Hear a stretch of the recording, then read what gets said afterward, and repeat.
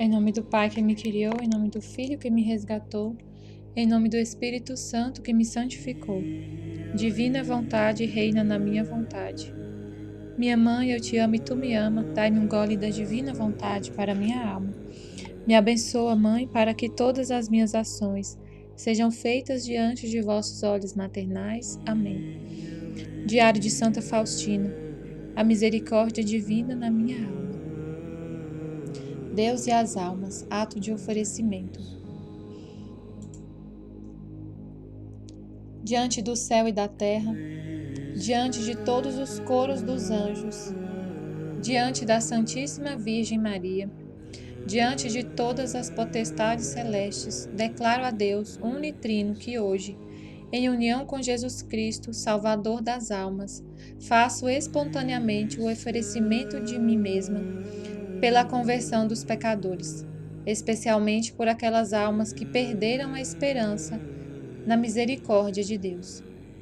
Esse sacrifício consiste em eu aceitar, com total submissão à vontade de Deus, todos os sofrimentos, receios e temores que oprimem os pecadores, entregando-lhes em troca todos os consolos que tenha na alma, provenientes da convivência com Deus. Numa palavra, ofereço por eles santas missas, santas comunhões, penitências, mortificações e orações. Não tenho medo dos golpes, dos assaltos desferidos pela justiça de Deus, porque estou unida a Jesus. Ó meu Deus, desejo, dessa maneira, desagravar-vos por aquelas almas que não confiam na vossa bondade. Confio contra toda a esperança no oceano da vossa misericórdia. Meu Senhor e meu Deus, meu quinhão, minha herança pelos séculos. Não baseio este ato de oferecimento nas minhas próprias forças, mas na força que decorre dos méritos de Jesus Cristo. Repetirei diariamente este ato de oferecimento com a oração seguinte, que vós mesmo me ensinastes, Jesus. Ó sangue e água que jorrastes do coração de Jesus, como fonte de misericórdia para nós, eu confio em vós. Irmã Faustina do Santíssimo Sacramento, Quinta-feira Santa durante a Santa Missa, 29 de março de 1934. Faço-te participante da redenção do gênero humano. És o alívio na hora da minha agonia. Quando recebi permissão do meu confessor para fazer esse ato de oferecimento, entendi logo que esse ato foi agradável a Deus, porque logo comecei a sentir os seus efeitos. Imediatamente a minha alma tornou-se como um rochedo, árida, cheia de tormentos e inquietações. Diversas blasfêmias e maldições se amontoavam nos meus ouvidos. A desconfiança e o desespero se alojaram no meu coração. É essa a condição dos pobres que assumi sobre mim. A princípio, assustei-me muito com essas coisas horríveis, mas na primeira confissão fui tranquilizada. Quando saí uma vez de casa para me confessar, encontrei o meu confessor celebrando a Santa Missa. Um pouco depois, vi o menino Jesus no altar, que carinhosamente e com alegria estendia as mãozinhas para ele. Mas o sacerdote logo pegou aquela linda criança em suas mãos, partiu-a e a comeu viva.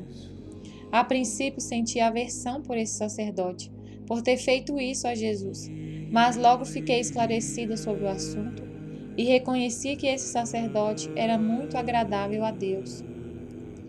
Em determinado momento, quando fui à casa daquele pintor que está pintando a imagem e vi que ela não era tão bela como é Jesus, fiquei muito triste com isso, mas escondi essa mágoa no fundo do meu coração. Quando saímos da casa do pintor, a Madre Superiora ficou na cidade para resolver diversos assuntos e eu voltei para casa sozinha. Imediatamente me dirigi à capela e chorei muito. Disse ao Senhor: quem vos pintará tão belo como sois? Então ouvi estas palavras: o valor da imagem não está na beleza da tinta, nem na habilidade do pintor, mas na minha graça. Em determinado momento, quando depois do meio-dia fui ao jardim, o anjo da guarda me disse: Reze pelos agonizantes. Logo comecei a rezar o terço pelos agonizantes junto com as jardineiras. Terminado o terço, começamos a rezar diversas orações pelos agonizantes. No fim destas, as educandas começaram a conversar alegremente entre si. Apesar da algazarra delas, ouvi na alma estas palavras: Reze por mim. Como não podia compreender bem essas palavras, afastei-me alguns passos das educandas, refletindo sobre quem podia ser a pessoa que me pedia que rezasse. Então ouvi estas palavras: Sou a irmã. Essa irmã estava em Varsóvia e eu, naquele momento, em Vilnius. Reze por mim até que lhe diga quando deve parar. Estou agonizando. Imediatamente comecei a rezar por ela o coração agonizante de Jesus. E como ela não me dava descanso, rezei assim das 3 às 5 horas. Às 5 horas ouvi estas palavras: Obrigada. Compreendi que já havia morrido. Todavia, no dia seguinte, durante a Santa Missa, rezei com fervor por sua alma. Depois do meio-dia veio um bilhete avisando que a irmã havia morrido em tal e tal hora. Compreendi que era a hora em que me tinha dito: Reze por mim. Mãe de Deus, cuja alma estava mergulhada no mar de amargura, olhai para a vossa filha e ensinai-a a sofrer e a amar sofrendo. Fortalecei minha alma, que a dor não a quebrante. Ó Mãe da Graça, ensinai-me a viver com Deus. Em determinado momento, veio visitar-me a Mãe de Deus. Estava triste e tinha os olhos voltados para baixo. Fez-me entender que tinha alguma coisa para me dizer, mas parecia que não queria falar disso. Quando o percebi, comecei a pedir à Mãe de Deus que me dissesse o que olhasse para mim. Por um instante, Maria voltou a olhar para mim com um sorriso meigo e disse: Terás alguns sofrimentos por motivo de uma doença e dos médicos. Também sofrerás muito por causa da imagem, mas de nada tenhas medo. No dia seguinte fiquei doente e sofri muito, como me tinha dito a Mãe de Deus, mas a minha alma estava preparada para os sofrimentos. O sofrimento é o companheiro constante da minha vida. Ó meu Deus, minha única esperança, em vós pus toda a confiança e sei que não serei confundida. Às vezes, depois da Santa Comunhão, sinto a presença de Deus de modo particular, sensível. Sinto que Deus está no meu coração. E o fato de o sentir na alma em nada me impede o cumprimento das minhas obrigações. Mesmo quando eu estou resolvendo os assuntos mais importantes, que exigem atenção, não perco a presença de Deus na alma e estou intimamente unida a Ele. Com Ele vou ao trabalho, com Ele vou ao recreio, com Ele sofro, com Ele me alegro, vivo nele. E Ele em mim. Nunca estou sozinha porque Ele é meu companheiro constante. Sou consciente da sua presença em cada momento. A nossa familiaridade é estreita pela união do sangue e da vida. Adoração noturna nas quintas-feiras. Fiz a adoração das 11 à meia-noite, oferecendo-a pela conversão dos pecadores endurecidos, especialmente por aqueles que perderam a esperança na misericórdia de Deus. Refletia quanto Deus sofreu e que grande amor nos demonstrou, e nós não cremos que Ele nos ame tanto. Ó Jesus, quem o compreenderá? Que grande dor para o nosso Salvador! E com que nos convencerá do seu amor, se a própria morte não o conseguiu? Convoquei todo o céu para que, juntamente comigo, desagravasse o Senhor por essa ingratidão de algumas almas. Jesus deu-me a conhecer como lhe é agradável a oração reparadora, dizendo-me: a oração da alma humilde e amante desarma a ira de meu Pai e alcança um mar de bênçãos. Terminada a adoração, na metade do caminho para a cela, fui cercada por uma multidão de cães negros e grandes, que pulavam e uivavam, querendo despedaçar-me.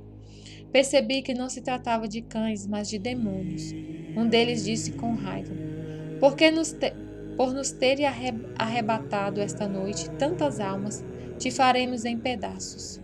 Respondi: se essa for a vontade de Deus misericordiosíssimo, podem despedaçar-me, pois eu mereci com justiça, porque sou a mais miserável dos pecadores. E Deus sempre santo, justo e infinitamente misericordioso. A essas palavras os demônios responderam todos juntos: fujamos, porque não está sozinha, mas com ela está o Onipotente. E desapareceram do meu caminho como pó. como o ruído da estrada. E eu, tranquila, terminando o Te Deum, ia para a cela refletindo sobre a infinita e incomensurável misericórdia de Deus. Súbita fraqueza, sofrimento letal. Não era a morte, ou seja, a passagem para a vida verdadeira, mas como que um antessabor dos seus sofrimentos. É terrível a morte, embora nos dê a vida eterna. De repente senti-me mal. Com dificuldade em respirar, minha vista escureceu e experimentei o torpor nos membros. É terrível essa sufocação. Um momento dessa sufocação é sobremaneira longo. Também apoderou-se de mim um estranho temor, apesar da confiança. Desejava receber os últimos santos sacramentos, mas embora quisesse me confessar, era-me extremamente difícil. A gente não sabe o que diz, começa uma coisa antes de terminar outra. Ó, que Deus livre toda a alma do adiamento da confissão para a última hora.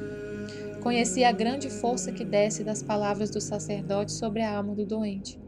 Quando perguntei ao diretor espiritual se estava pronta para me apresentar diante de Deus e se podia ficar tranquila, recebi a resposta: podes ficar inteiramente tranquila, não somente agora, mas depois de cada confissão semanal. Grande é a graça de Deus que acompanha essas palavras do sacerdote. A alma sente força e coragem para a luta. Ó minha congregação, minha mãe, como é doce viver em ti, mas melhor ainda morrer.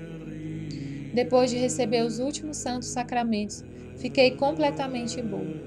Fiquei sozinha, isso durou cerca de meia hora, e novamente repetiu-se o ataque, mas já não tão forte, mercê dos cuidados médicos. Eu unia os meus sofrimentos com os sofrimentos de Jesus e os oferecia por mim e pela conversão das almas que não confiam na bondade de Deus. De repente, a minha cela encheu-se de vultos negros, cheios de raiva e ódio contra mim. Um deles disse: maldita és tu e aquele que está em ti, porque já estás começando a nos atormentar mesmo no inferno. Pronunciei as palavras, e o Verbo se fez carne e habitou entre nós. E imediatamente essas figuras desapareceram fazendo um grande zumbido. No dia seguinte, sentia-me muito enfraquecida, mas já não tinha nenhum sofrimento. Depois da Santa Comunhão, vi Nosso Senhor como tinha visto numa das alterações. O olhar do Senhor atravessou minha alma. O menor pozinho não lhe passou despercebido. Eu disse a Jesus: Jesus, eu pensei que me levarias. E Jesus me respondeu: ainda não se cumpriu inteiramente em ti a minha vontade. Ainda ficarás na terra, mas não por muito tempo. Agrada-me muito a tua confiança, mas quero que o amor seja mais ardente. O amor puro dá força à alma no momento da agonia. Quando eu agonizava na cruz, não pensava em mim mesmo, mas nos pobres pecadores, e rezava ao Pai por eles. Quero que também os teus últimos momentos sejam inteiramente semelhantes aos meus na cruz. Um só é o preço pelo qual se resgatam as almas. E é o sofrimento unido ao meu sofrimento na cruz. Só o amor puro compreende essas palavras. O amor carnal nunca as compreenderá. Ano de 1934. No dia da Assunção de Nossa Senhora não estive na Santa Missa. A médica não o permitiu. Apenas rezei fervorosamente na cela. Em seguida vi a Mãe de Deus em beleza indizível. E ela me disse: minha filha, exijo de ti oração. Oração e mais uma vez oração pelo mundo e especialmente pela tua pátria. Por 9 dias recebe a comunhão reparadora. Une-te estreitamente ao sacrifício da Santa Missa. Durante esses 9 dias te apresentarás diante de Deus como vítima de oblação. E sempre em todo lugar e tempo, de dia ou de noite, toda vez que te acordares, reza em espírito. Em espírito sempre se pode perseverar na oração. Em determinado momento, Jesus me disse: o meu olhar nesta imagem é o mesmo que eu tinha na cruz. Em determinado momento, o confessor perguntou-me como deveria ser colocada essa inscrição, visto que tudo isso não cabia nessa imagem. Respondi que rezaria e responderia na semana seguinte. Quando saí do confessionário, eu estava passando diante do Santíssimo Sacramento, recebi a compreensão interior de como devia ser a inscrição. Jesus me lembrou o que tinha dito na primeira vez, isto é, que 3 palavras devem ser salientadas. Essas palavras são: Jesus, eu confio em vós. Compreendi que Jesus desejava que seja colocada toda a fórmula, mas não me dera uma ordem clara em relação a essas palavras. Ofereço aos homens um vaso, com o qual devem vir buscar graças na fonte da misericórdia. O vaso é a imagem com a inscrição: Jesus, eu confio em vós. Ó amor puríssimo, reinai totalmente no meu coração e ajudai-me a cumprir a vossa santa vontade da maneira mais fiel. No final do retiro de 3 dias tive uma visão. Estava andando por um caminho acidentado, tropeçando a cada passo, e vi que me acompanhava alguém que teimava em me amparar. Eu não gostava disso e pedi que se afastasse de mim, porque queria caminhar sozinha. Mas a figura que não consegui reconhecer não me largava, nem por um momento. Fiquei impaciente com isso, voltei-me para ela e afastei de mim. Nesse momento reconheci que essa personagem era a Madre Superiora. E no mesmo momento vi que não era ela, mas sim Jesus, que olhou bem fundo para mim e deu-me a conhecer como fica magoado quando eu, mesmo nas mínimas coisas, não procuro cumprir a vontade da Superiora, que é a minha vontade. Pedi perdão ao Senhor e guardei essa advertência no fundo do coração. Uma vez o confessor me pediu para que eu rezasse em sua intenção. Comecei uma novena à Mãe de Deus. Essa novena consistia em rezar 9 vezes a Salve Rainha. No final da novena, vi a Mãe Santíssima com o menino Jesus nos braços. E vi também o meu confessor, que estava ajoelhado a seus pés e conversava com ela. Não compreendi o que ele dizia à Mãe Santíssima, pois eu estava ocupada em conversar com o menino Jesus, que desceu dos braços dela e aproximou-se de mim. Não me cansava de admirar sua beleza. Ouvi depois algumas palavras que a Mãe Santíssima lhe dizia, mas não ouvi tudo, e são as seguintes: Não sou apenas a Rainha do céu, mas também a Mãe de misericórdia e tua Mãe. E nesse momento estendeu a mão direita, na qual segurava o manto, e cobriu com ele o sacerdote. No mesmo instante a visão desapareceu. Oh, que grande graça é ter um guia da alma.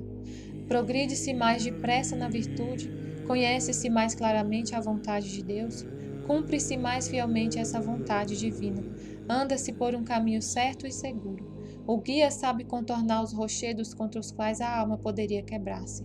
Deus me deu essa graça bastante tarde, mas alegro-me muito com ela, vendo como Deus se conforma com os desejos do guia espiritual. Cito um fato entre os milhares que me acontecem. Como de costume, à noite eu estava pedindo a Nosso Senhor para me fornecer os assuntos para a meditação de amanhã. Recebi a resposta: medita sobre o profeta Jonas e sobre sua missão. Agradeci ao Senhor, mas na minha alma comecei a refletir: que meditação diferente das outras. Todavia, com toda a força da alma, procurava refletir e encontrei a mim mesma nesse profeta, no sentido de que também eu muitas vezes me excuso diante de Deus, pensando que uma outra pessoa cumpriria melhor a sua santa vontade. E não compreendo que Deus pode tudo e que tanto melhor aparecerá o seu poder, quanto mais imperfeito é o instrumento. Deus esclareceu-me isso. À tarde era a confissão da comunidade.